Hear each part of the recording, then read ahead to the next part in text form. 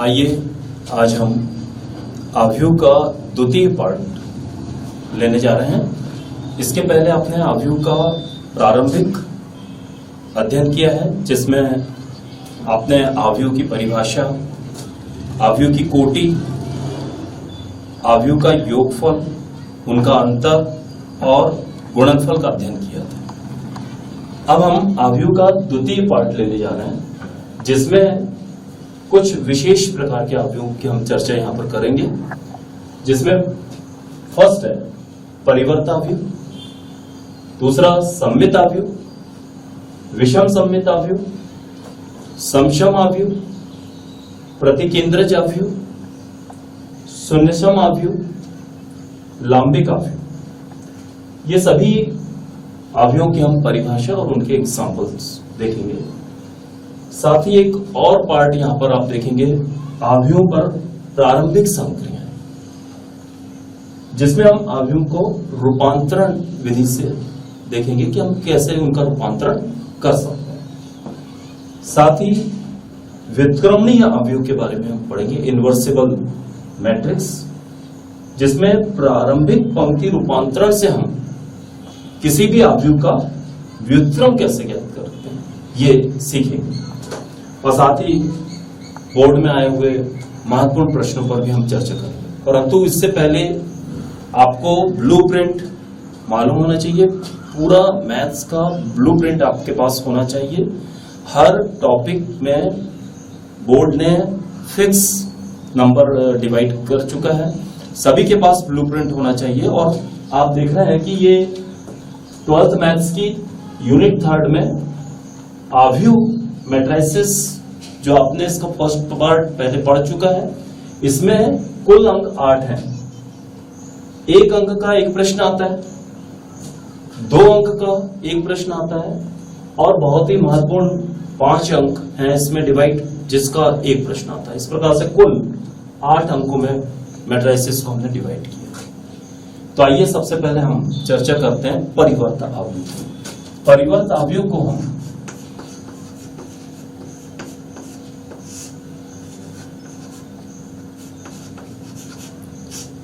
Transpose of matrix भी कहते हैं।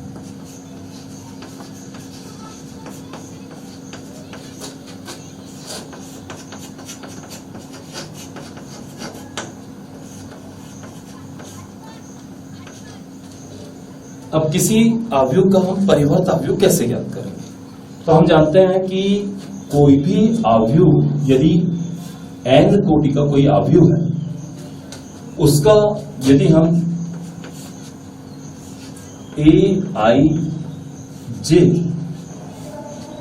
अवयव हम लेकर चलते हैं, तो इसका m क्रॉस n कोटि का यह अवयव है। यदि हम इसका ट्रांसपोज ऑफ मैट्रिक्स निकालना चाहते हैं, मीन्स हम इसका परिवर्त अवयव निकालना चाहते हैं, तो इसकी पंक्तियों को स्तंभों में और स्तंभों को हम पंक्तियों में स्थानांतरित कर देंगे। अर्थात हम Aij जो ले रहे हैं वो परिवर्त होके Aj बन जाएगा, और इसका ऑर्डर भी चेंज हो जाएगा, n क्रॉस m। डेफिनेशन फिर से मैं बोलते रहा हूं, किसी अवयव का n कोटि का यदि वो अवयव है, तो उसकी पंक्तियों को स्तंभों में या स्तंभों को पंक्तियों में यदि आप रूपांतरित कर देते हैं, परिवर्तित कर देते हैं, तो ऐसे अवयव को हम परिवर्त अवयव कहते हैं। इसे हम नोटेशन के रूप में देखें तो a डैश या at से हम प्रदर्शित करते हैं, a डैश या at, ट्रांसपोज ऑफ मैट्रिक्स हम कहते हैं। By example,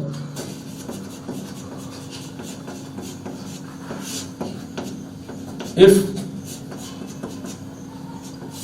a equal to 1, 3, 5, 2, 4, 6 कोई मैट्रिक्स है जिसका क्रम आप देख रहे हैं कि 2 पंक्तियां और 3 इसमें स्तंभ है, इसलिए ये 2 क्रॉस 3 का एक मैट्रिक्स है। अब हम इसका ट्रांसपोज निकालना चाहते हैं, क्योंकि हमने ट्रांसपोज को a डैश या 80 से प्रदर्शित किया है, इसलिए ए डैश इक्वल टू, ये अवयव परिवर्त में चेंज हो रहा है। इसका आप देखिए पहली पंक्ति जो है 1 3 5 है, अब उसको हम कॉलम में लिख देंगे 1 3 5 2 4 6, ये दूसरी पंक्ति है, इसका दूसरा स्तंभ बन जाएगा 2 4 6। इस प्रकार से इसे हम ट्रांसपोज ऑफ मैट्रिक्स कहेंगे। साथ ही हम देख रहे हैं हमारे पास और भी मैट्रिक्स लिखे हैं। सममित अवयव, सममित अवयव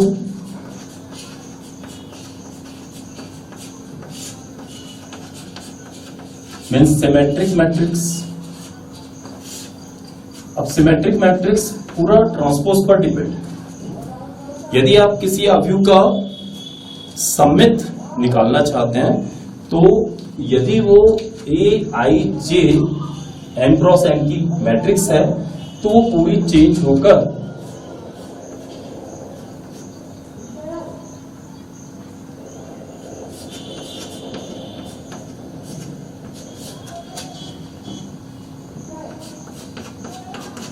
ए जे आई के बराबर मिलती है, किंतु दोनों की वैल्यू यहां पर इक्वल आ जाएगी। मीन्स ए आई जे और ए जे आई इफ इक्वल आ जाता है,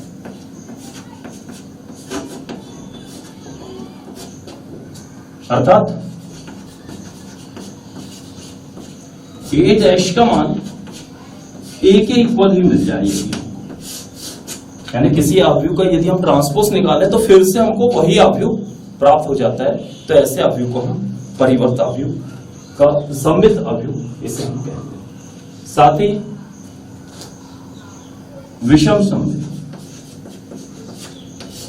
सममित अवयव का एक एग्जांपल ले लें। By example, if A equal to हमारे पास 1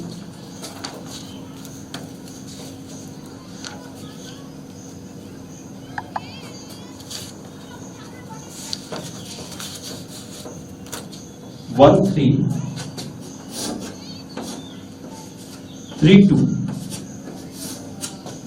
है, तो यदि हम इसका ए डैश निकालें मीन्स परिवर्त निकालें, तो परिवर्त में हमारे पास पंक्तियों को हम स्तंभों में चेंज कर देते हैं। तो आप देख रहे हैं कि 4 1 3, सेकेंड पंक्ति 3 2, तो इन दोनों में क्या अंतर है? ए और ए डैश में क्या अंतर है? सेम हमारे पास मिल गया, अर्थात ए डैश इक्वल टू ए, अतः ए एक सममित अवयव हो गया। यहां पर हम ए को क्या कहेंगे कि ये सममित अवयव, क्योंकि उसका ट्रांसपोज उसी के इक्वल है। सेम हम देखते हैं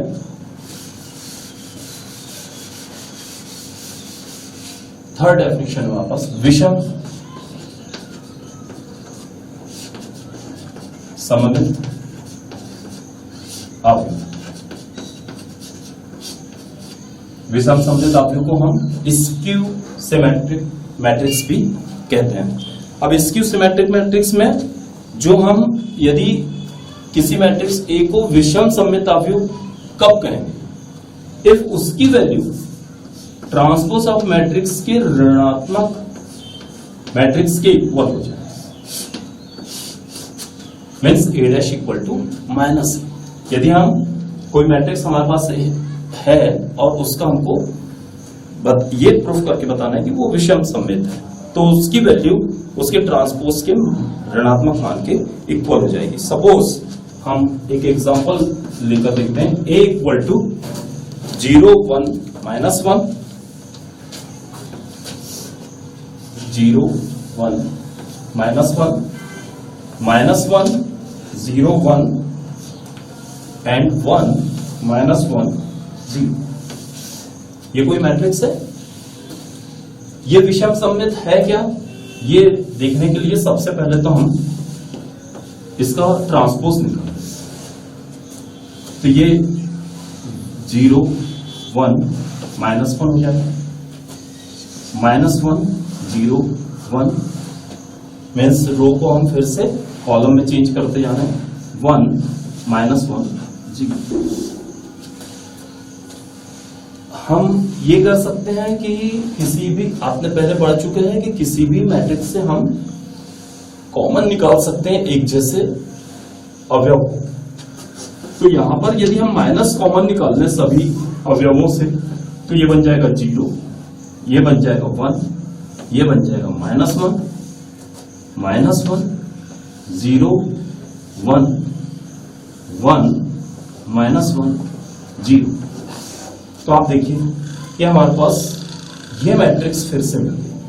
इसका मतलब हमने जब इस मैट्रिक्स का ट्रांसपोज निकाले तो वो ट्रांसपोज हमको इसी मैट्रिक्स के ऋणात्मक वैल्यू के इक्विवेलेंट मिल रही है, अर्थात A' इक्वल टू -A। अतः हम ये कहेंगे कि A एक विषम सममित अवयव है। इसके पश्चात कुछ और हमारे पास डेफिनेशंस हैं जो हमने अभी देखे हैं। इन डेफिनेशंस के बारे में हम पहले जान लें, और जब भी हमारे पास ये सब प्रूफ करने आएगा तो आपको ये याद रखना है।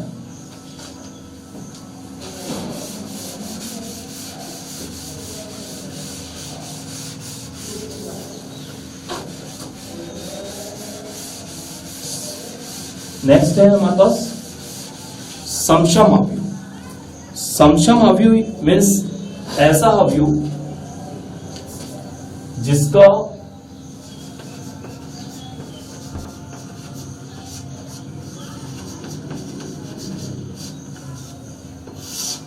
समक्षम, ऐसा अवयव जिसका वर्ग यदि हम करते हैं तो हमें पुनः वही अवयव प्राप्त हो जाता है।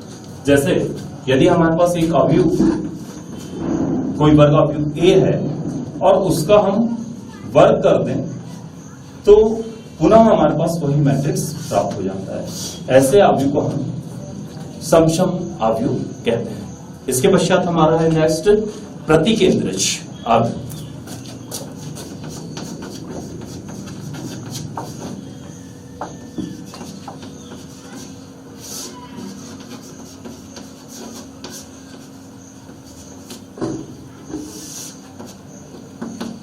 प्रतिकेंद्रज अवयव में पुनः हम कोई भी अवयव लेंगे और उसका वर्ग करेंगे तो हमारे पास वो यूनिट मैट्रिक्स के रूप में चेंज हो जाता है।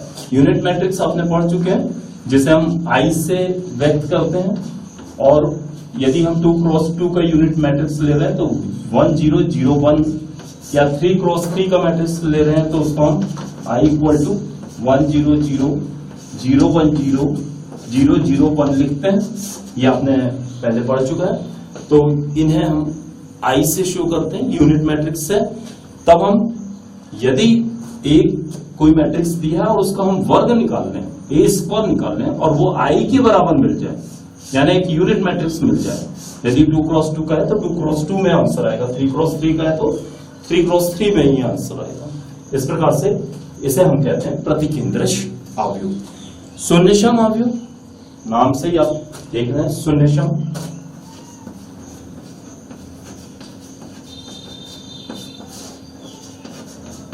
यहां हम सभी अवयवों में उसी अवयव से मल्टीप्लिकेशन करते हैं तो हमारे पास स्कोर उसका प्राप्त हो जाता है। A का A से मल्टीप्लिकेशन, तो A² मिल जाएगा, और ये एक शून्य अवयव में चेंज हो जाएगा। शून्य अवयव क्या होता है कि जितने भी आपने अवयव देखे हैं वो उसकी प्रत्येक अवयव जो होता है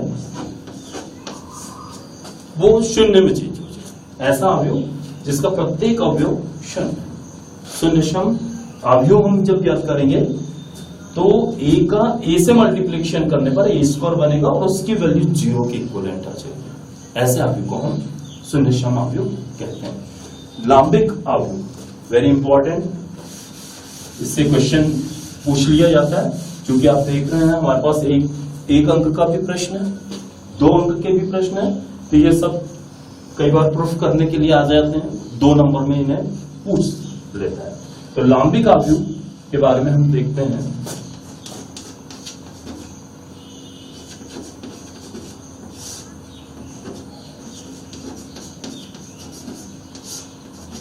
लांबिक अवयव मीन्स यदि हमारे पास कोई मैट्रिसेस ए है और उसका हम यदि ट्रांसपोज लेकर इसी मैट्रिक्स से मल्टीप्लिकेशन कर दें means A into A dash या ए डैश इंटू ए, तो इसकी टोटल वैल्यू हमारे पास आई के इक्वलेंट है। तो ऐसे अवयव जिसमें हम उसी मैट्रिक्स के ट्रांसपोज के साथ मल्टीप्लिकेशन कर दें तो हमारे पास उसका आंसर यूनिट मैट्रिक्स के रूप में मिल जाएगा। मीन्स वही 1 0 0 1 3 क्रॉस 3 का है तो उसी क्रम में हमको ये मैट्रिक्स मिलते जाते हैं। इस प्रकार से ये हमारा कुछ महत्वपूर्ण परिभाषाएं थी और उनसे संबंधित सिंबल थे। अब हम कुछ और चर्चा करेंगे जिसमें हम परिवर्त अवयव के गुणधर्मों को देखेंगे और इसी प्रकार अन्य गुणधर्मों के बारे में चर्चा करेंगे। अवयव के परिवर्त के गुणधर्म।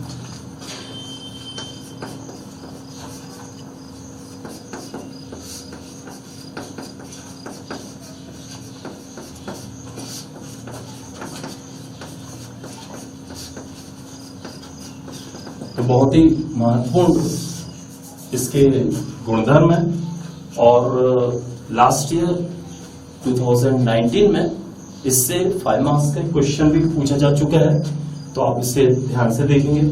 फर्स्ट है, यदि हम किसी भी परिवर्त अवयव का पुनः परिवर्त निकालें तो हमें वही अवयव प्राप्त हो जाता है। जैसे हम इसको एग्जाम्पल के रूप में देख सकते हैं, कोई भी आप अवयव ले सकते हैं। a इक्वल टू 1 7 माइनस 2 6, ये हमने एक अवयव लिया 2 क्रॉस 2 का यह अवयव, इसलिए इसका हम ट्रांसपोज निकालते हैं। ट्रांसपोज करने के लिए पंक्ति को स्तंभ में चेंज कर देते हैं। 1 7 1 7 माइनस 2 6, कॉलम में आके माइनस 2 6। अगेन हम फिर ए डैश का डैश निकालते हैं। मीन्स ट्रांसपोज ऑफ मैट्रिक्स का अगेन ट्रांसपोज हम निकाल रहे हैं। तो ट्रांसपोज ऑफ मैट्रिक्स तो हमको ये मिल चुका है, हम फिर से इसका ट्रांसपोज निकाल रहे हैं, तो ये फिर से पंक्ति जो है वो स्तंभ में चेंज हो जाएगी। 1 माइनस 2 7 6। तो आप देखिए पुनः हमको वही मैट्रिसेस मिल गए। मीन्स ए डैश का डैश इक्वल टू ए, यानी किसी भी ट्रांसपोज ऑफ मैट्रिक्स का अगेन ट्रांसपोज लेने पर हमें वही मैट्रिक्स प्राप्त हो जाता है। इसका सेकंड गुणधर्म है, सेकंड प्रॉपर्टीज है कि यदि हम किसी अचर राशि से इस मैट्रिसेस का मल्टीप्लिकेशन करके उसका ट्रांसपोज लें तो वो के ए का डैश लें तो हमें उसकी वैल्यू के ए डैश के बराबर मिलेगी, यानी वो अचर राशि के रूप में मिलेगी। सपोज के गुणनफल की ट्रांसपोज के बराबर मिलेगी। इफ ए इक्वल टू हमारे पास 1 5 माइनस 1 0 2 4, कोई भी आप एग्जांपल ले सकते हैं। इसका ट्रांसपोज निकालते हैं। ए डैश इक्वल टू, सपोज इसमें पहले हम किसी अचर राशि से मल्टीप्लिकेशन कर देते हैं। कोई भी आप अचर राशि ले सकते हैं, 2 3 4 5 कोई भी। तो यहां पर हम सपोज 3 का मल्टीप्लिकेशन करते हैं। के स्थान पर हम एक अंक लेते हैं, यहां पर कोई अचर राशि है, तो ये हो जाएगा 3 इंटू 1 5 माइनस 1 0 2 4, या इसे हम 3a इक्वल टू ऐसा भी लिख सकते हैं। 3 1 सा 3 3 5 सा 15 माइनस 1 3 0 0 3 2 सा 6 3 4 सा 2। अब हम इसका पुनः ट्रांसपोज लेते हैं। मीन्स 3a का टोटल ट्रांसपोज।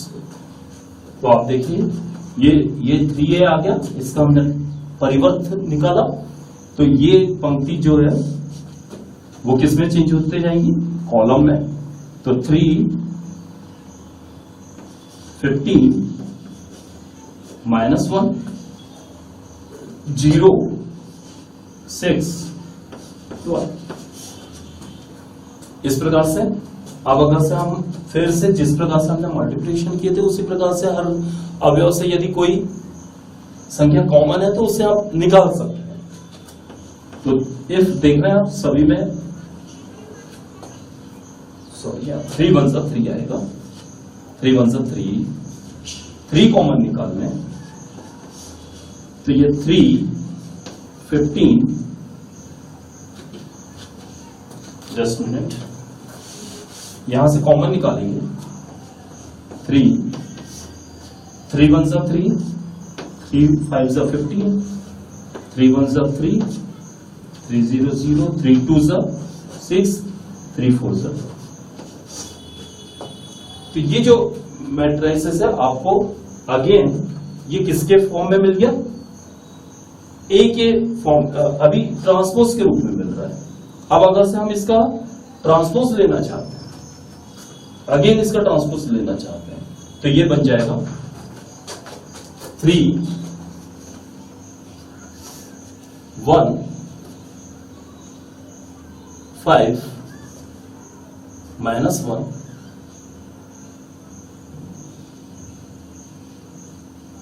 0 2 4। तो ये मैट्रिसेस हमारे पास ए के इक्विवेलेंट थी, या आप इसको ट्रांसपोज के रूप में भी डिनोट कर सकते, मीन्स ये 3a बन गया।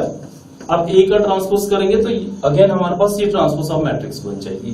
मीन्स यहां पर भी आप इसको देखें तो आप केवल यहां पर ही चेंज कर सकते हैं कि जो ए लेकर चले वो अब किस में चेंज हो गया है, उसके ट्रांसपोज में चेंज हो गया है। तो मीन्स ये ए का ट्रांसपोज है, ट्रांसपोज ऑफ ए लिख सकते हैं, अर्थात 3a' इक्वल टू 3a' के इक्विवेलेंट हो जाएगा। ये सेकेंड प्रॉपर्टी हुई। नेक्स्ट ये हम परिवर्त अवयव के गुणधर्मों को देख रहे हैं।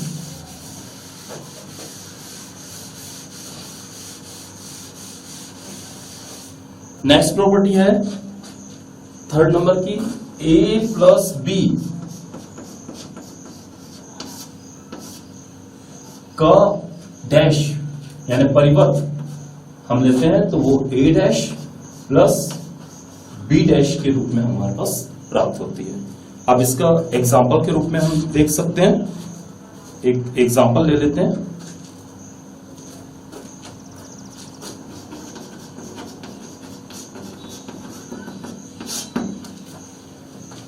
इफ A इक्वल टू एक 3x3 की मैट्रिक्स से हम इसको देखते हैं। अभी हमने 2x2 3x2 के देखे हैं, अब एक 3x3 की मैट्रिक्स से हम इसको प्रूफ करते हैं।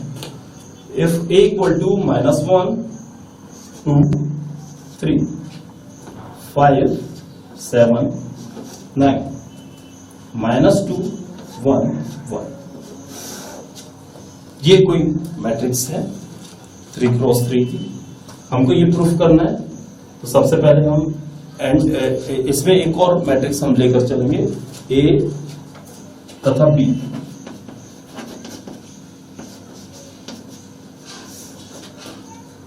-4 1 -5 1 2 0 एंड 1 3 1।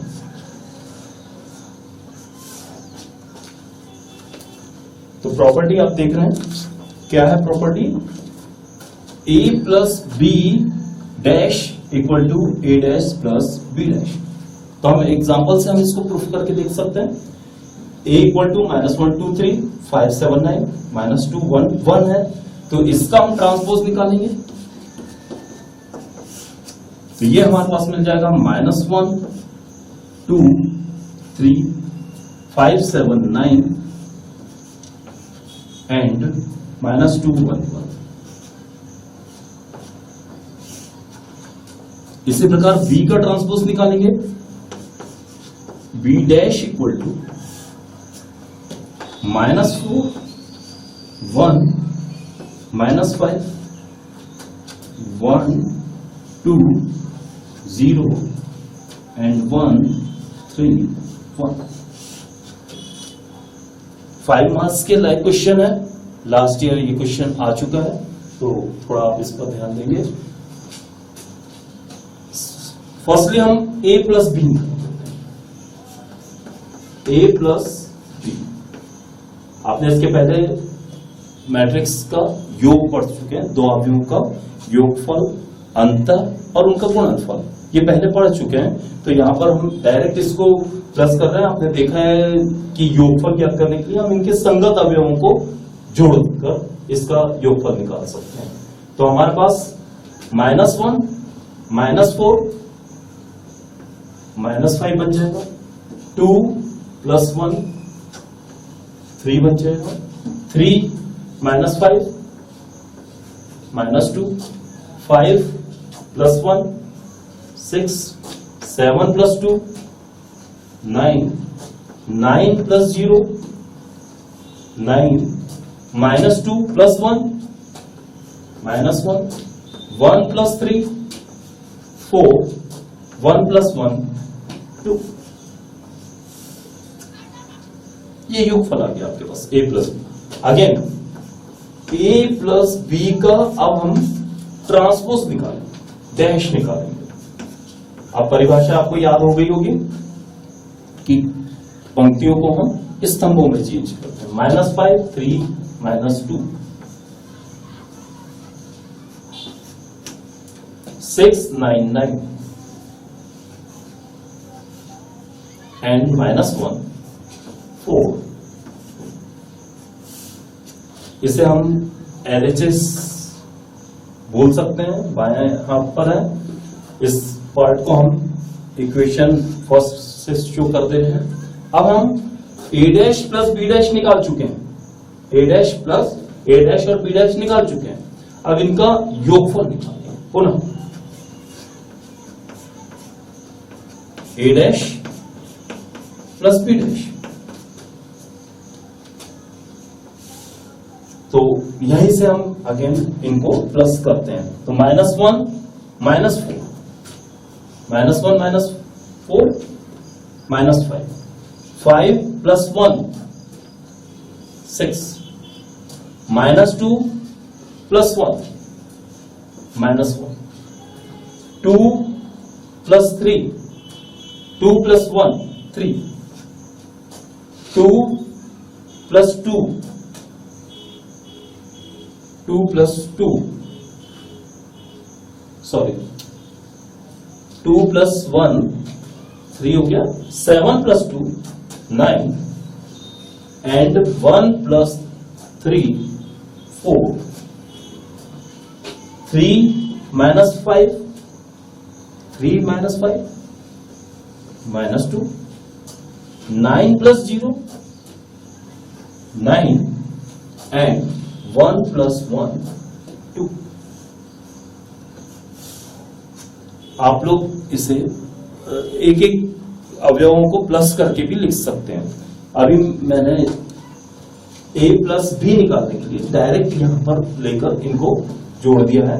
आप -1 - 4 लिखकर भी कर सकते हैं। -1 - 4, 2 + 1 2 + 1, 3 - 5 3 - 5। तो आपकी ये फर्स्ट रो बन जाएगी। -1 - 4 -5, 2 + 1 3 3 - 5 -2। इस प्रकार से आप अलग अलग ऐसा लिखकर भी पूरा मैट्रिक्स को लिख सकते हैं। यहां पर हमने अभी a + b को डायरेक्ट प्लस कर दिया है, फिर उसका ट्रांसपोज किया। अगेन हमारे पास a' और b' निकले हुए थे, यहां पर हमने आकर इसको डायरेक्ट प्लस कर दिया, a' b'। आप संगत अवयवों को क्रमशः प्लस करके भी लिख सकते हैं। तो आप देख रहे हैं ये हमारे पास इसका राइट पार्ट मिला, a' + b', इसको हम यदि इक्वेशन नंबर 2 दे दें तो हमारे पास थर्ड प्रॉपर्टी प्रूफ हो जाएगी इसकी by equation first and second.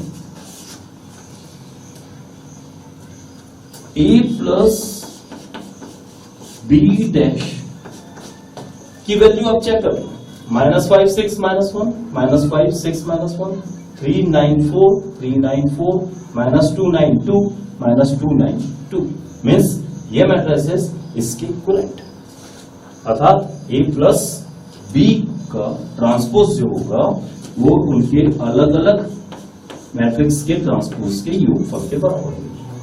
Hence prove. ये थर्ड प्रॉपर्टी, ठीक है, समझ में आया आपको? तो एक बार इसको रिवाइज करेंगे हम आगे, और भी 2x2 की मैट्रिक्स ले सकते हैं, सिंगल इसकी 1x3 की मैट्रिक्स ले सकते हैं। अलग अलग क्वेश्चंस आप इसके सॉल्व करके देखें, प्रैक्टिस करेंगे, बहुत इंपॉर्टेंट क्वेश्चंस।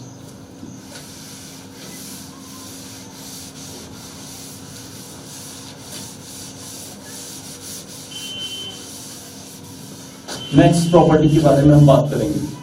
3 प्रॉपर्टी हो चुकी है। फर्स्ट आपने देखा था किसी भी ट्रांसपोज का अगेन ट्रांसपोज लेने पर हमें वही मैट्रिक्स मिलता है। सेकंड हमने देखा था किसी अचर राशि के साथ मल्टीप्लिकेशन करने पर उसका ट्रांसपोज लेने पर वही ट्रांसपोज के ए डैश हमको मिल जाता है, और फिर इसके पश्चात ए प्लस बी का dash equal to A dash plus B dash के इक्वल होता है।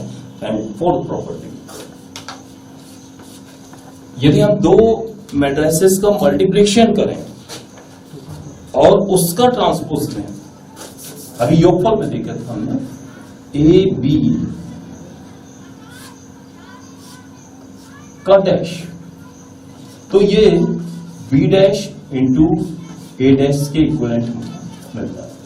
A B dash A B का होल डैश है, ये ट्रांसपोज ऑफ मैट्रिक्स हम कब निकाल रहे हैं, जब उसका मल्टीप्लिकेशन कर ले रहे हैं, तो उनके अलग अलग ट्रांसपोज ऑफ मैट्रिक्स के क्रम बदलने पर उनके मल्टीप्लिकेशन के बराबर हमको मिल जाता है। Means A B dash equal to B dash dot A dash. इसको प्रूफ करने के लिए हम एक एग्जांपल यहां पर लेते हैं। सपोज हमारे पास एक मैट्रिक्स ए इक्वल टू -2 4 5 है,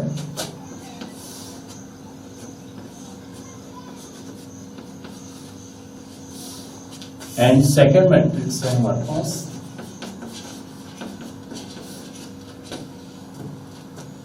1 3 -6।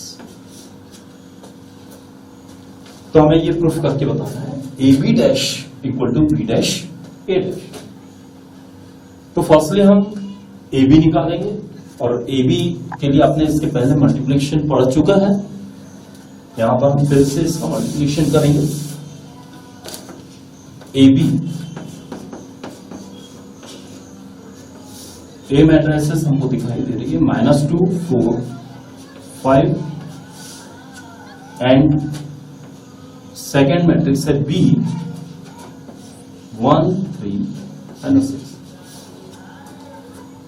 तो देखिए इसको चेक भी करना है आपको कि किस टाइप से हमारे पास न्यू मैट्रिक्स मिलेगी। इसका मल्टीप्लिकेशन करने पर हमको क्या मिलेगा, जैसे इसके पहले आपने मल्टीप्लिकेशन ऑफ मैट्रिसेस देख रहे हैं, तो यहां पर हमारे पास ये 3x1 की मैट्रिक्स है और ये 1x3 की मैट्रिक्स है। तो 3x1 एंड 1x3 मीन्स जब हम ए का बी से मल्टीप्लिकेशन करेंगे तो हमें 3x3 की मैट्रिसेस मिलेगी। मीन्स अब हमें 3x3 की मैट्रिसेस यहां पर प्राप्त होगी। तो -2 का इनके संगत अवयवों का मल्टीप्लिकेशन होते जाएगा, -2 1 जा 2, 2 का -2 का 3 से मल्टीप्लिकेशन हो जाएगा, -2 का -6 से मल्टीप्लिकेशन, -2 -6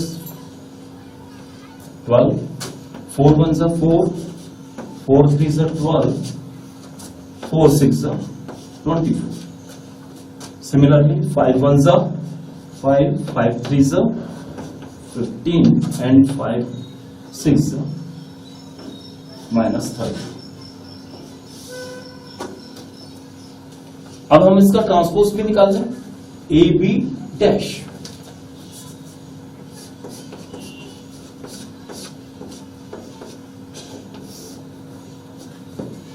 -2 -6 12 बता सकते हैं हम इसका ट्रांसपोज।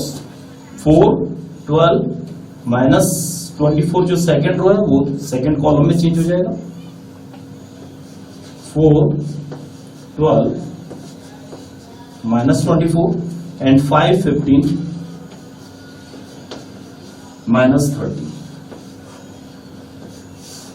ये हमारे पास फर्स्ट पार्ट अभी आया है, इक्वेशन नंबर 1 देकर रखते हैं हम इसे। अब सेकंड पार्ट, जो मैट्रिसेस आपके पास हैं ए एंड बी, इसका हम ट्रांसपोज पहले निकाल के रख लेते हैं। तो ए का ट्रांसपोज ए इक्वल टू -2 4 5 है, तो ये एक कॉलम है, इसको हम रो में चेंज कर देते हैं। -2 4 5 एंड बी में हमारे पास ये एक रो है, तो जब हम इसका ट्रांसपोज करेंगे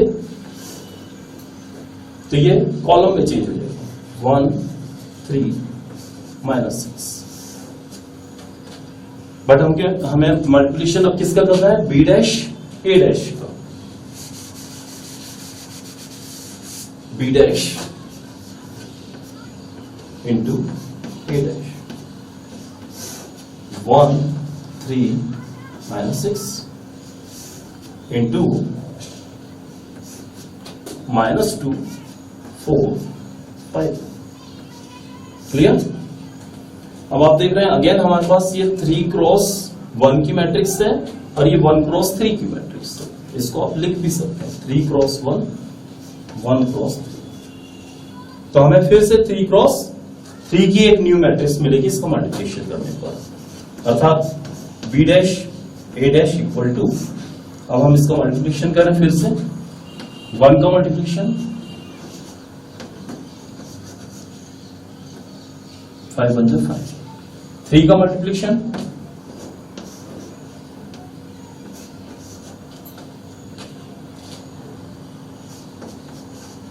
एंड 6 का मल्टीप्लिकेशन -6 2 जा 12,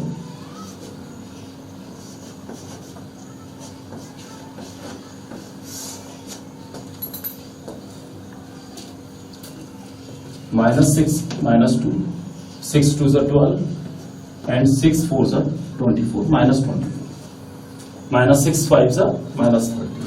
ये हम इक्वेशन 2 से इसे हम शो कर दे रहे हैं।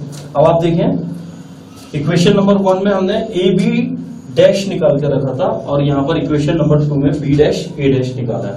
अब इफ इसका RHS पार्ट आप देखें दोनों मैट्रिसेस का, तो -2 4 5 -2 4 5 -6 12 15 -6 12 15 एंड थर्ड रो 12 -24 -30 12 -24 -30।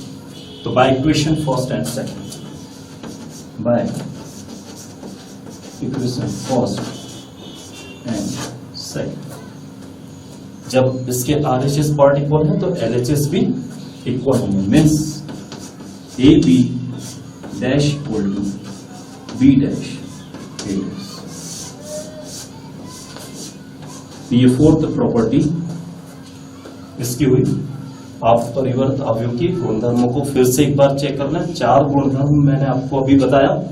फर्स्ट था किसी भी परिवर्त अवयव का यदि आप फिर से परिवर्तन निकालते हैं तो वही अवयव मिलता है। ऑब्जेक्टिव क्वेश्चन में आ जाता है कई बार। यदि हम किसी अचर राशि से इसका गुणनफल करके उसका ट्रांसपोज लें तो ये के ए डैश के इक्विवेलेंट मिल जाता है हमें। यदि हम इनके योगफल का ट्रांसपोज लें ए प्लस बी का डैश इक्वल टू, तो ये हमें ए डैश प्लस बी डैश के रूप में मिल जाता है। और अभी फोर्थ प्रॉपर्टी हमने ये देखे मल्टीप्लिकेशन के रूप में A B dash equal to B dash A dash के रूप में हमारे पास प्राप्त हो जाता है। तो अवयव के परिवर्तन के गुणधर्म आपको इसके ही जैसे और भी क्वेश्चंस की प्रैक्टिस करना है। 2x2 या 3x3 3 की मैट्रिक्स को लेकर भी इसकी प्रैक्टिस कर सकते हैं। आगे चल के हम इसके और क्वेश्चन देखेंगे जो इंपॉर्टेंट भी है।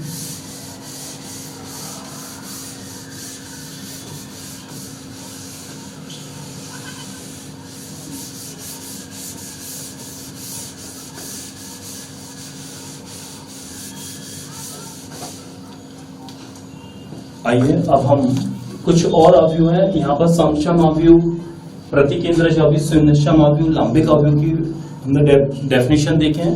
उन डेफिनेशन के अनुसार सभी के आपको एक ए मैट्रिसेस दिए तो उसी से मल्टीप्लिकेशन करना है और ए स्क्वायर निकाल देना है।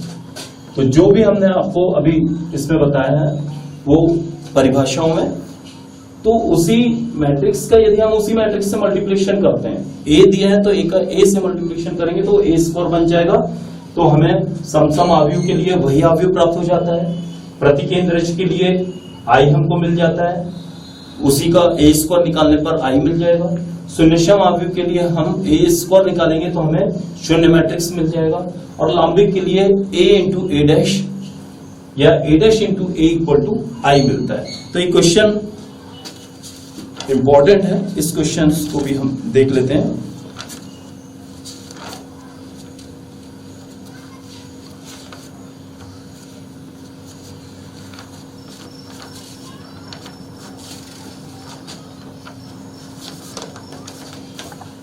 If A equal to इन सभी पर एक क्वेश्चन यहां पर हम देख रहे हैं, A equal to sine alpha cos alpha minus cos alpha sine alpha.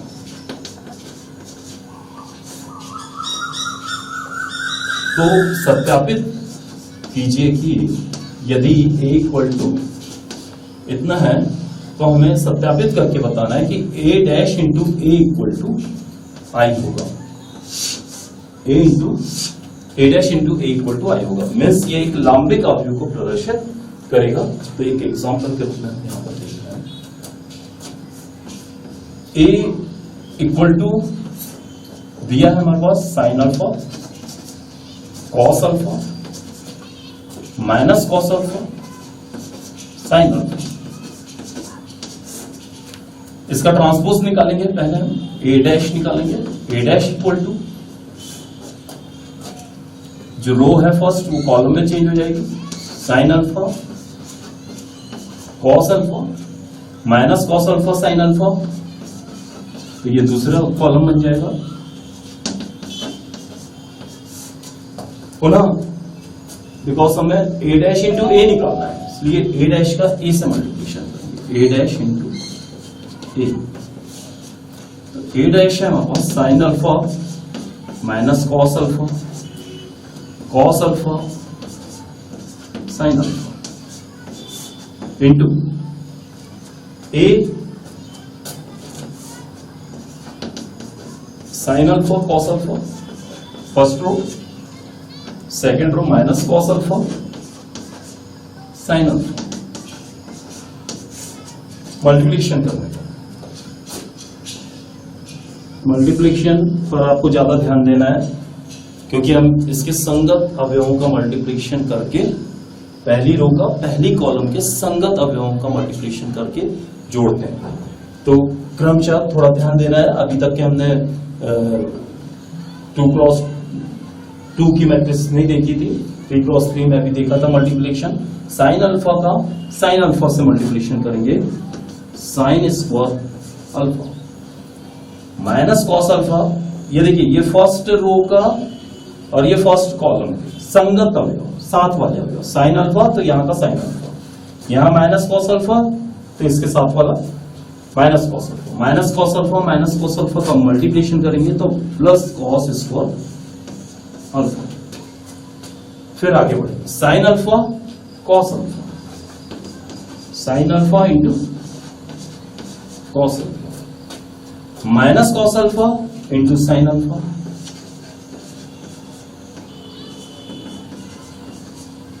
Again second row choose कीजिए, cos alpha sine alpha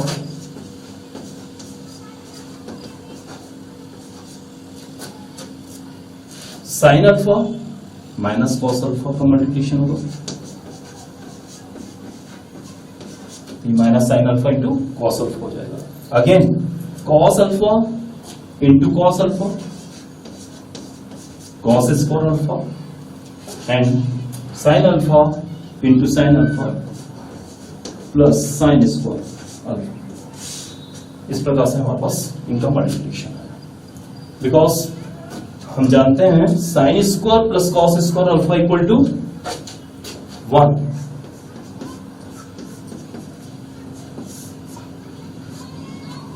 sine alpha cos alpha, cos alpha sine alpha, यहां पर आप इसको sine alpha into cos alpha भी पढ़ सकते हैं।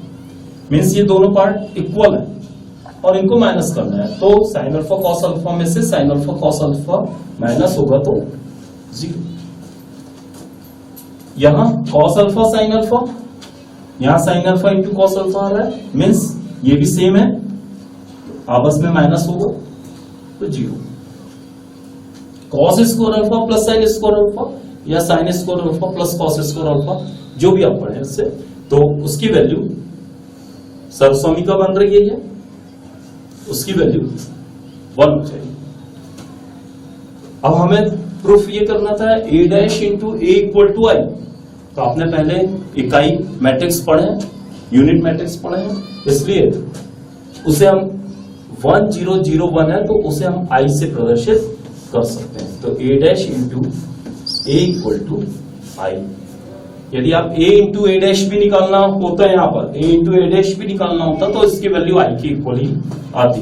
इसका मतलब है कि ये एक लांबिक मैट्रिक्स भी है, लांबिक अवयव भी है। इस प्रकार के छोटे क्वेश्चंस आप 2 नंबर के हिसाब से भी देख सकते हैं। अंकों का वितरण फिक्स होता है, इसलिए थोड़ा ध्यान रखेंगे। 1 अंक का एक प्रश्न है, 2 अंक का भी एक प्रश्न है और 5 अंक का भी एक प्रश्न है। तो हमारे पास बहुत सारे सवाल ऐसे मिल जाते हैं जो 1 अंक या 2 अंक में डिवाइड होते हैं, जो छोटे सवाल भी होते हैं। साथ ही हम 5 अंकों में देखे हैं, ट्रांसपोज ऑफ मैट्रिक्स में 5 अंकों का प्रश्न बन सकता है, और आगे व्युत्क्रमणीय अभी जो पढ़ेंगे वो भी 5 अंक का प्रश्न हो सकता है। तो इसके पश्चात हम एक क्वेश्चन और देखते हैं, सममितता प्रदर्शित करने वाले